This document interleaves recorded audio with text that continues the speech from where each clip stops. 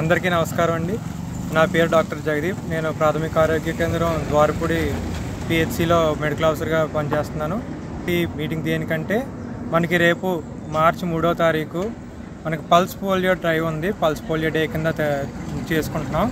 దాంట్లో ఏంటంటే మనకి పుట్టిన పిల్లల నుంచి 5వ సంవత్సరంలో పిల్లల వరకు అందరికి కూడా పోలియో చుక్కలు 2 చుక్కలు అందరికీ వేయించి మనకి పోలియో నివారణ దేశం కింద మనకి భారతదేశాన్ని తయారు చేయించడానికి ఇది మనకు ఉపయోగపడుతుంది ఈ డ్రైవ్.